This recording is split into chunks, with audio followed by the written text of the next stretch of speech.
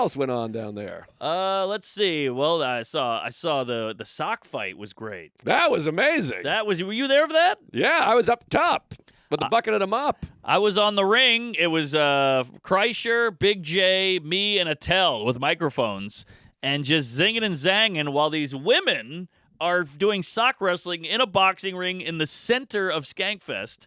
So Vegas is just going nuts. The whole place is going crazy. It's outside, and we're all commentating. And I don't know if you know what a sock fight is, or sock wrestling. I didn't before this. I didn't either. So it's basically two people go at it, and whoever gets the other person's socks off first wins. Yeah, so it's best of 3. Everyone has a big, high, black, they're tall socks. Yes. And you got to get both socks off, but each sock is 1 round. Right. So you get a sock off, you pause for about 30, 60 seconds, go back at it. So it's best of 3. Now, what they didn't realize, and no one couldn't realize, is the first match was unbelievable. It was like classic. Oh, yeah. If you recall. It was the like blonde girl. And it was a little blonde girl who really rolled. They were like just doing straight up jiu-jitsu. Yeah. And the other ones kind of were beatdowns. It was all like immediate beatdown. But the first one was like, it was like one of the best sporting events I've ever seen in my life. Yeah, and it's fun because you watch, first of all, you don't see a lot of women in a boxing ring going at it like this, let alone not trained women. These are just Skank fans. Right. And it's fun because there's a whole crowd there. So these people are on display, and they're getting like, they're getting amped up to rip those socks off. I mean, the crowd was going wild. And I always say it's like the Ninja Turtle live-action movie, the first one, when they're at the Shredders, the Foot Clan, or whatever they're called. The Foot Clan. It's like a big stadium. You're like, or Yes. like Cocktail, where they're making the drinks in that movie. But everyone was going crazy. The other interesting thing about this sport is, and they should put it on ESPN or ESPN2 or whatever. Yeah, they should. The thing about it is you get the person's leg trapped and you start pulling the sock, but you don't realize because your brain is up here. You're like, I'm getting their sock, but you're also so vulnerable because now you're no longer protecting your feet. So a few times you were like, oh, it's over. She's got her sock, and no one's paying attention that while she's getting her sock taken, she got her sock faster. Yeah. And I'm like, what the fuck? It's chess, not checkers. New favorite sport, sock dance or whatever the fuck it's called. Sock hop. Sock hop. That's good. Good call. Yeah, that's true. Dave Attell had my favorite line because it was these two, white trash lounges going at it, and two ladies, and he goes, "Oh, it's Waffle House versus IHOP," or something like that. Waffle House versus some other. That sounds right. Well, Hooters. It was. Oh, it's Waffle House versus Hooters tonight, or in his voice. He's the king of it. I couldn't hear what you guys were saying. I could just hear kind of like, yeah. I was on the top level, but no, that was awesome. That was a thrill. And how about Mike Feeney, by the way? Oh yeah, choked out Sam Tripoli in 18 seconds. Wow. In a Brazilian jiu-jitsu match. BJJ. Well, I think Tripoli is about 64 years old. Yeah, he might be. So. Yeah, that adds a wrinkle.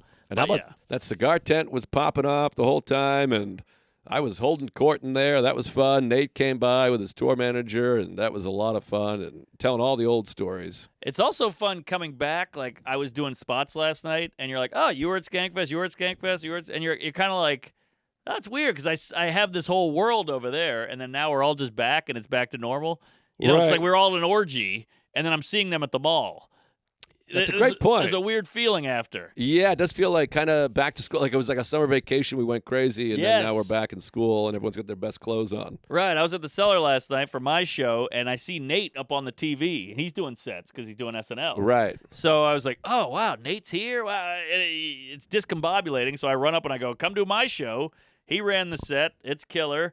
And I gave him a tag, and he hated it. Yeah, that's fair. Yeah. It's also fun because you're like, I was doing comedy. I'm wearing dirty shorts. Right. I'm literally smoking a cigar. I got a Red Sox hat. Now I'm like, I got to go back to wearing a tuxedo and kissing my mother on the lips. Well, there's no rules out there. Just right. It was fucking awesome. And just being able to smoke and walk and sweat. And it was awesome. I mean, Lewis really has created the dream come true. It's pretty great. It's comedy Disneyland, and it's every other fest was from Montreal. We had a good time. Moon Tower, we had a good time. All these other ones, but this one feels like hours.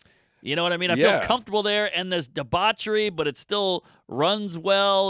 They really figured it out. And there's no real industry there, which Fuck is so 'em. beautiful. You don't have to stop and go, oh, yeah, well, I'm working on a script, and yeah, we'll see. If you pitch that would be good. Or whatever. You don't have to do any of that shit. Suck my ass, industry. It's also just so much fun to watch Lewis having the time of his life. It's like a Yeah. 3-day birthday party, or 4 days for him. Well, there was one day, I don't know if I was supposed to say this, but me and a couple of cats were out by the pool, and there was the hottest woman of all time bartending at the pool bar.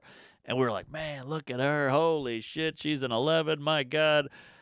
Next night, guess who's on arm in arm? Lewis. Wow. Cowboy hat, eyeshadow, a full mesh shirt, nipple rings, hand in hand with the pool cunt. He looked gorgeous, and I mean, he's doing magic shows, and he's doing comedy jam. Which, by the way, comedy jam. I got a Friday night comedy jam. Best night of my life. Stole the whole tits. I mean, I got to do 2 songs, which was quite a thrill. I did "We're Not Gonna Take It" by Twisted Sister, and then Josh Adamar was like, "Stay up here, we're doing even flow," and I was kicking the mic stand and twirling the mic and crowd diving and lady raping. It was just unbelievable. Born for even flow. It was fucking unbelievable. I mean, it was just I was killing. The band rules, and I had a great time, and it was great to see Bird. He was there. DeRosa was there, and Big J, and Monis and Feeney, and them hung out. Feeney and Sagalo and Cannon were all on acid, which was fun. And so Sagalo opened the show with "All the Small Things," which was fun. And yeah, he's got a small dick. That's what I said. Well, first of all, he stole my joke. I was like, "Oh, you're singing a song about your dick?" And then he kept telling me when I'm doing all the small things, and I was like, "It's about his dick." Yes. And then he went on stage. He goes, "I'm singing a song about my dick," and I'm like, "How about you throw me credit?" Yeah, exactly. Will that hurt? At least throw me credit after. Like, thanks for that line. Yeah, that would be something. Nothing. But great hang with those boys too. I love those 3 fucking homos. Good guys. And Monis was the best. We were thick as thieves every minute. And Hannah, I gave a shout out to Katie Hannigan. Oh, the handman. We had breakfast together, went and got coffee, and it was just fantastic. By the way, Hannigan's always been funny, but I watched her. She's funnier than she's ever been. I was really? I was dying. She's got some killer stuff. Oh, great.